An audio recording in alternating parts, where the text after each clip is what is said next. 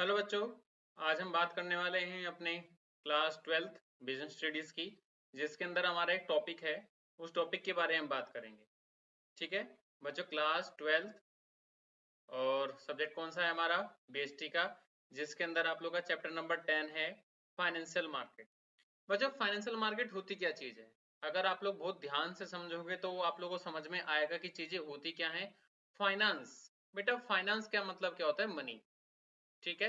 और मार्केट का मतलब क्या होता है कि जहां पे आपके बायर और सेलर होते हैं। ठीक है, कोई भी एक ऐसी जगह जहां पे बायर और सेलर जो है आपस में किसी चीज के कांटेक्ट में आते हो, किसी चीज को खरीदने और बेचने के लिए। लेकिन फिलहाल हम यहाँ पे दोनों का मतलब साथ पढ़ेंगे। फाइनेंशियल मार्केट का मतलब क्या होता है? तो बच्चों, आपको यहाँ पे समझना है कि यहाँ पे एक हाउस होल्ड होता है हमारा। ठीक है, जो घर घर होते हैं ना, जहाँ पे आप लोग रहते हो, ये हमारे घर होते हैं। यानी कि कौन सा सेक्टर हो गया बच्चों हमारा? ये हाउस होल्ड का। ठीक है। यहाँ पे होती है बेटा फर्म, जहाँ पे बड़े बड़े बिजनेस होते हैं, जहाँ पे बड़े बड़े प्लांट लगे होते हैं, जहाँ पे मशीनें होती हैं। ये हमारी क्या हो गई बेटा? हमारी फर्म्स हो गई। ठीक है। फर्म को चलाने के लिए क्या चीज चाहिए? पैसा, यानी कि मनी चाहिए। और बच्चों, मनी आती कहां से है किसी बिजनेस के पास में? तो सिंपल सी बात है, आपको बहुत अच्छे से पता है कि हम बैंक से लोन ले लेते हैं। ये भी बात आपको पता है कि कोई बिजनेस होता है तो अपने बिजनेस को चलाने के लिए बैंक से लोन ले लेते हैं। चलो, डिवेंचर इशू कर देते हैं, चलो ये भी मैंने आपकी बात मानी। शेयर इशू कर देते हैं, ये भी बात मैंने। लेकिन यहाँ पे कंडीशन होती है, शेयर इशू करा किसको जाता है? डिवेंचर्स इशू करके पैसे किससे लिए जाते हैं? तो जो पर्सन बिजनेस में पैसे इन्वेस्ट करता है उसको बोलते हैं हम हाउस होल्ड। कि हाउस होल्ड जो है यहाँ पे पैसा इन्वेस्ट करता है। अब सर एक बात बताओ कि हाउस होल्ड तो किसी एक घर में शायद इतना पैसा नहीं होगा कि जो है सारे पैसे लगा सके। तो बच्चों, आपकी बात बिल्कुल सही है। तो हम क्या करते हैं कि ऐसे अलग अलग घरों में, आप किसी बिजनेस को, हो सकता है कि किसी परिवार के ऊपर या किसी परिवार को बिजनेस के ऊपर भरोसा ना हो, तो इस भरोसे को कायम करने के लिए जो है बीच में आता है आपका इंटरमीडियरी। ठीक है बच्चों। और उसी इंटरमीडियरी को नाम दिया जाता है आपका फाइनेंशियल मार्केट का। यानी कि बीच में कौन होता है? स्टॉक एक्सचेंज होता है। कौन होता है बच्चों? Stock exchange. ये क्या करता है कि हाउस होल्ड को विश्वास दिलाता है कि पूरी, जैसे कि आप लोगों को बैंकों में विश्वास होता है ना कि भाई हाँ, अगर हम बैंक में पैसे जमा करते हैं तो हम कल को जो है सेफली विद इंटरेस्ट निकाल सकते हैं। तो सेम कुछ इसी तरीके से जो है स्टॉक एक्सचेंज काम करता है कि हाउस होल्ड वाले जो है घरों, इसको स्टॉक एक्सचेंज को पैसा लगाता है। और फिर स्टॉक एक्सचेंज जो है इन लोगों को पैसा देता है जिसको जो नीड होती है। फिर क्या करता है, यहां से वो थोड़ा सा पैसा कमाता है और इस पैसे को प्रॉफिट के रूप में इसको देता है। हालांकि कभी भी प्रॉफिट की गारंटी जो है स्टॉक एक्सचेंज हाउस होल्ड को नहीं देता। ठीक है, क्योंकि ये रिस्की होता है। आपको पता है कि आपने स्टॉक एक्सचेंज सुना होगा, तो ये स्टॉक एक्सचेंज जो बहुत रिस्क होता है। तो एक तरीके से जो है फाइनेंशियल मार्केट का मतलब आप यहाँ पे ये समझ सकते हो, स्टॉक मार्केट। लेकिन फाइनेंशियल मार्केट का मतलब इतना ही नहीं है। लेकिन आपकी क्लास 12 की बात करी जाए तो बस आपका मतलब इतना ही है। स्टॉक एक्सचेंज जो होता है बच्चों, वो पैसे प्रोवाइड करता है आपके बिजनेस को, चाहे शॉर्ट टर्म के लिए चाहे लॉन्ग टर्म के लिए, डजेंट मैटर। और सेम इसी तरीके से जो है हाउस होल्ड अपना पैसा लगाता है। तो इस पूरे स्ट्रक्चर को जो है बच्चों क्या बोला जाता है? आपका फाइनेंशियल मार्केट बोला जाता है। ठीक है बच्चों, चलो अब आगे बढ़ते हैं। तो बेटा, डिमांड एंड सप्लाई, यहां से पहला कॉन्सेप्ट समझना क्या है। डिमांड एंड सप्लाई, यहाँ पे आपका जो सप्लाई साइड कौन सी होती है, जो पैसों को सप्लाई करती है ना? Supply side of finance. पहला, हाउस होल्ड, जो परिवार होते हैं ना आप लोग के, जो आप लोग होते हो वो। सेकंड, फाइनेंशियल इंस्टीट्यूशंस होते हैं बच्चों।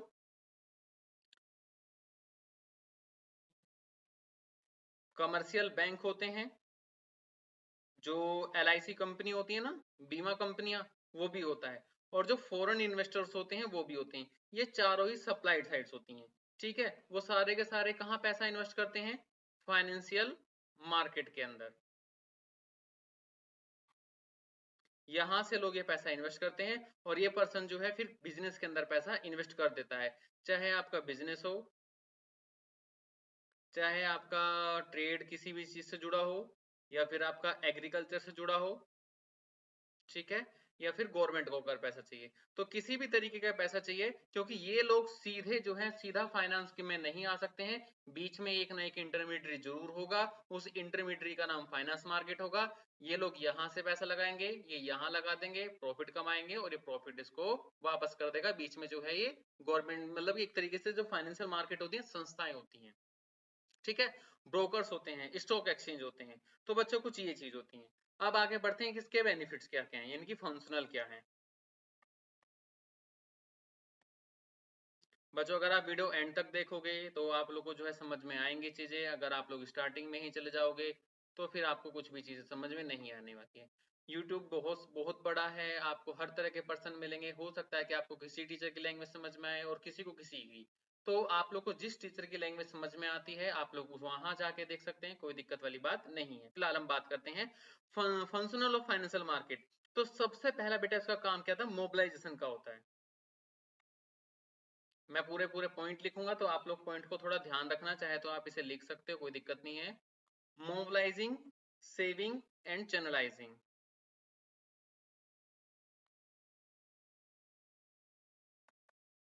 Into productive use. बच्चों मेरी राइटिंग थोड़ी सी खराब ही है तो प्लीज आप लोग थोड़ा मैनेज कर लेना, कोई दिक्कत नहीं होगी। मोबिलाइज का मतलब होता है पैसों का ट्रांसफर, एक जगह से दूसरी जगह पैसों का ट्रांसफर करना। ऑफ सेविंग एंड चैनलाइज, यानी कि जो हाउस होल्ड होते हैं, जो हाउस होल्ड घर में अपने सेव करते हैं, अपने खर्चों को करने के बाद में उस पैसे को वो इन्वेस्ट कर देते हैं, चैनलाइज कर देते हैं जहां पे भी प्रोडक्टिव यूज हो रहा हो। उसके बाद फाइनेंशियल मार्केट का दूसरा काम क्या होता है बेटा, facilitate price discovery. Facilitate price discovery का मतलब होता है कि जो फाइनेंशियल मार्केट होता है जहां पे आप लोग पैसा लगाते हो, वो आपको सभी प्रकार की जितनी भी इंफॉर्मेशन होता है, प्राइस से जुड़ी हुई, स्टॉक से जुड़ी हुई, लोन से जुड़ी हुई, किसी भी तरह की अगर जो है कोई समस्या है तो वो आपको जो है प्रोवाइड करा के चलता है। बच्चों थर्ड पॉइंट की बात करें तो प्रोवाइड लिक्विडिटी। ये जो है उसका फाइनेंशियल मार्केट का सबसे इंपॉर्टेंट पॉइंट है कि provide liquidity to financial assets. Sir पहले तो आप ये बताइए कि फाइनेंशियल एसेट्स क्या होती है। तो बच्चों फाइनेंशियल एसेट्स में वो आ सकते हैं आपके स्टॉक, शेयर, बॉन्ड्स, डिवेंचर्स, ठीक है। ये सारी चीजें जो होती हैं फाइनेंशियल मार्केट होती हैं, पेपर क्लेम होते हैं, और ये क्या करते हैं, लिक्विडिटी प्रोवाइड करती हैं। ये एक सेकंड में पैसा जो है आपके हाउस होल्ड से निकाल के बिजनेस में डाल सकती हैं, और अगर आप पैसा विड्रॉ करना चाहो तो वही पैसा जो है वो जो बिजनेस में से निकाल के आपको दे देंगे, यानी कि हाउस होल्ड को दे देंगे। यानी कि लिक्विडिटी बहुत ज्यादा है यहाँ पे, लिक्विडिटी की कोई कमी नहीं है, आप जब पैसा डालना चाहो लगा सकते हो, जब निकालना चाहो निकाल सकते हो, इसमें कोई रिस्ट्रिक्शंस नहीं है। हाँ कुछ नियम कायदे कानून जरूर हैं, वो आपको जो बेटा फॉलो करने पड़ेंगे।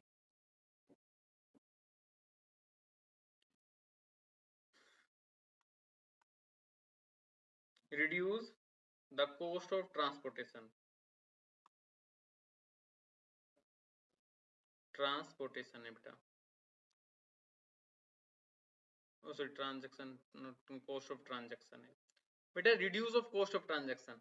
अब आपको जो है सिंपल सी बात है, अगर आप अपने घर बैठे बैठे किसी भी फाइनेंशियल मार्केट में किसी बिजनेस में पैसा इन्वेस्ट कर सकते हो, विड्रॉ कर सकते हो, तो आपके आने जाने की प्लस आपकी जो है ट्रांजैक्शन की कॉस्ट बचेगी। चाहे आप पहले क्या होता था कि पुराने जमाने में आप लोग लाइनों में लग के शेयर खरीदते थे, वहां पे आप बैंकों के पीछे जाते थे, वहां पैसा देते थे, वो आपको फिजिकल स्टैंप मार के फॉर्म देते थे।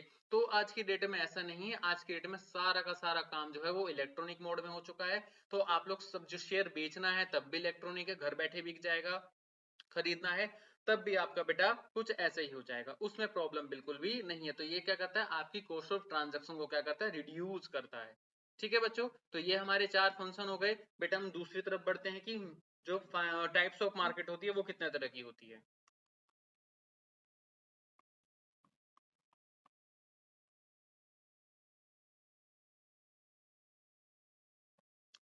टाइप्स ऑफ फाइनेंशियल मार्केट, तो बेटा ये दो तरह की होती है। एक होती है बेटा मनी मार्केट, एक होती है बच्चों आप लोगों की कैपिटल मार्केट। आप लोग ये कह सकते हो कि जो मनी मार्केट होती है वो बच्चों शॉर्ट टर्म पर्पस के लिए होती है, यानी कि इसमें जो है पैसा मैक्सिमम जो है वो 14 दिन से स्टार्ट होकर या 7 दिन से स्टार्ट होके वो 365 डेज तक आप लोग इन्वेस्ट कर सकते हो। और जो कैपिटल मार्केट होती है बेटा वो लॉन्ग टर्म मार्केट होती है, इसमें आपको पैसा जो है लॉन्ग टर्म तक इन्वेस्ट कर सकते हो। इसकी मैच्योरिटी डेट, जो मनी मार्केट की मैच्योरिटी डेट है वो मैक्सिमम ही 365 डेज तक होती है, जबकि कैपिटल मार्केट की जो मैच्योरिटी होती है वो 20 साल या किसी किसी कंडीशन के अंदर 30 साल के अंदर भी हो सकती है। ठीक है बच्चों, अब इसके अंदर जो हम टाइप बात करेंगे सबसे पहले मनी मार्केट के अंदर, कि मनी मार्केट के अंदर कौन कौन से इंस्ट्रूमेंट होते हैं बच्चों। ठीक है, ठीक है, इतना तो आपको पता लग गया मनी मार्केट क्या होता है।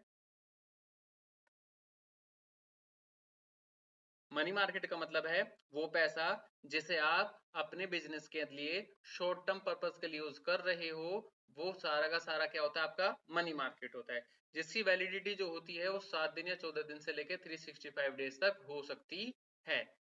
ठीक है, तो इसके अंदर जो है बहुत तरह के मतलब 6 तरह के इंस्ट्रूमेंट होता है। हम उस 6 के इंस्ट्रूमेंट के अंदर जो है बात करेंगे क्या होता है। सबसे पहले जरा मैं आप लोगों को उसके अंदर नेचर बता देता हूँ।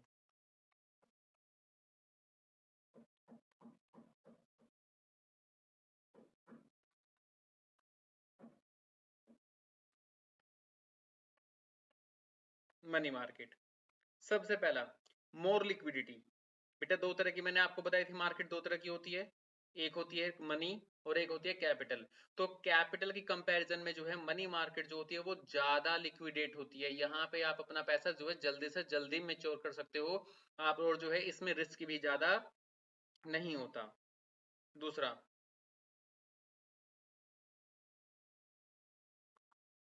लो ट्रांजैक्शन कॉस्ट। बच्चों मैंने आपको बताया था कि इसके अंदर जो है आपको ज्यादा ट्रांजैक्शन जो है कॉस्ट बियर करने की जरूरत नहीं है, आपको इजीली जो है हर चीज इजीली अवेलेबल हो जाती है, तो आपका कोई भी नुकसान नहीं होता है और आपकी कॉस्ट भी क्या आती है बेटा, कम आती है।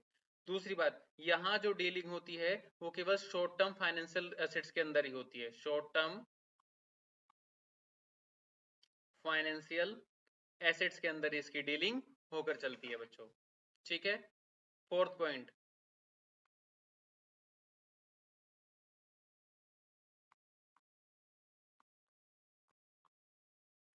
Speedy transaction. इसके अंदर जो है गवर्नमेंट का अंडरटेक ज्यादा होता है शो मनी मार्केट के अंदर, जिसके कारण जो है यहाँ पे जो ट्रांजैक्शंस होती हैं वो बहुत ही ज्यादा स्पीडली जो है होती हैं। ठीक है बच्चों, इसके अंदर अब पहले मैं आप लोगों को बता दूं कौन कौन सी चीजें होती हैं। पहला है इसके अंदर ट्रेजरी बिल।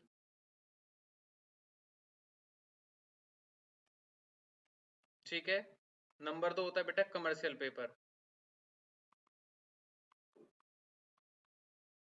नंबर 3 होता है बेटा आपका इसके अंदर कॉल मनी। ठीक है, नंबर 4 होता है बेटा आपका certificate of deposit.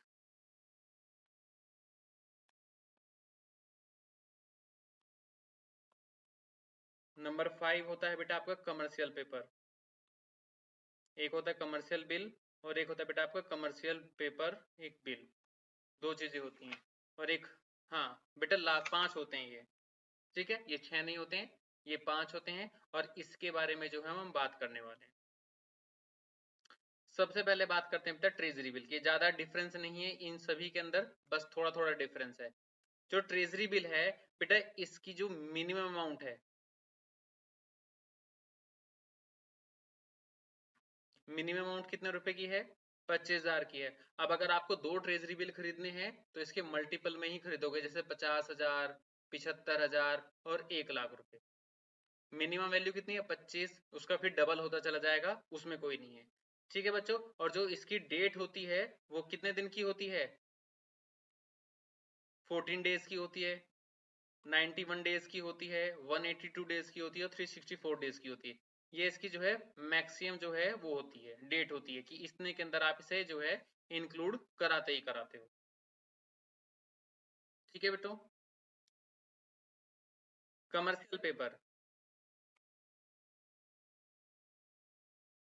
Commercial paper जो होते हैं एक तरीके से ये वो कंपनी इशू करके चलती हैं जिनको शॉर्ट टर्म के अंदर पैसों की रिक्वायरमेंट होती है, ठीक है। इसके अंदर जो होता है ये आप लोगों का जैसे कि सीजनल काम होता है, आपको सीजन के अंदर पैसों की थोड़ी ज्यादा रिक्वायरमेंट होती है, तो उस टाइम पे क्या करती है कंपनी की अपने जो शेयर्स जो पेपर्स होते हैं, शेयर होते हैं, सर्टिफिकेट्स होते हैं, जो भी कुछ होता है वो मार्केट में इशू कर देते हैं, और मार्केट में इशू करने के बाद में जो है इनसे पैसा ले लेते हैं। इसकी जो मिनिमम वैल्यू होती है वो 5 लाख रुपए होती है बेटा। मिनिमम वैल्यू कितनी होती है इसकी? 5 लाख होती है। और इसकी जो मिनिमम डेट होती है वो कितनी होती है? 15 डेज टू 12 मंथ हो सकती है। बच्चों एक चीज का ध्यान रखना, इसके अंदर ज्यादा कुछ नहीं पूछा जाता, मैक्सिमम पूछा जाएगा इसकी वैल्यू और इसका टाइम पीरियड पूछा जाएगा, इसके अलावा कुछ भी नहीं है। कॉल मनी या फिर आप लोग बोलोगे लोन, तो ये तब क्या होता है, ये लोन भी बेटा शॉर्ट टर्म होता है। कॉल मनी क्या होता है कि एक डे फिक्स होता है, उस डे के बाद में जैसे कि मैंने आप लोगों को लोन दिया, तो एक डे के बाद में जो है मैं आपसे वो लोन कभी भी मांग सकता हूँ, और वो जो है लोन की अमाउंट आपको मुझे उस टाइम पीरियड के अंदर देनी ही देनी होती है। उसमें जो है आप डिले नहीं करोगे, और जितना भी उसमें इंटरेस्ट है वो भी आप लोग मुझे इशू करके, मतलब कि वो भी मुझे आप लोग पेड करोगे।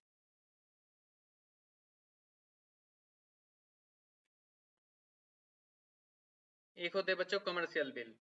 कमर्शियल बिल क्या होते हैं? एक तरीके से आप लोगों ने बिल रिसीवेबल, बिल्स पेबल का नाम सुना होगा। आपने 11वीं क्लास के अंदर पढ़ा होगा, बिल रिसीवेबल और बिल्स पेबल। एक पर्सन दूसरे पर्सन के ऊपर एक बिल लिखता है, और उस बिल की जो है वो साइन करके देता है कि हाँ भाई हम ये पैसे जो हैं इतने दिनों के बाद में आपको रिटर्न कर देंगे। तो वो जो पेपर होता है, वो जो पेपर होता है वो हर किसी को नहीं मिलता है, केवल वैल्यूएबल कंपनी को मिलता है, और वो जो पेपर होता है वही पेपर जो बनता है वो आपका कमर्शियल बिल कहलाता है। जिसके लिए वो पैसे मिलने वाले हैं, जिस पर्सन के लिए पैसे मिलेंगे उसके लिए बिल रिसीवेबल है, और जो उस बिल को पे करेगा उसके लिए क्या है बच्चों, वो पेबल है। ठीक है बच्चों, फिलहाल आज की क्लास में मैं आपको इतना ही करा रहा हूँ। हम लोग नेक्स्ट क्लास के अंदर जो है अपना जो आगे वाला कैपिटल मार्केट है इतना ही है, मनी मार्केट बच्चों बस आपका इतना ही है। सो प्लीज आप लोग, थैंक यू।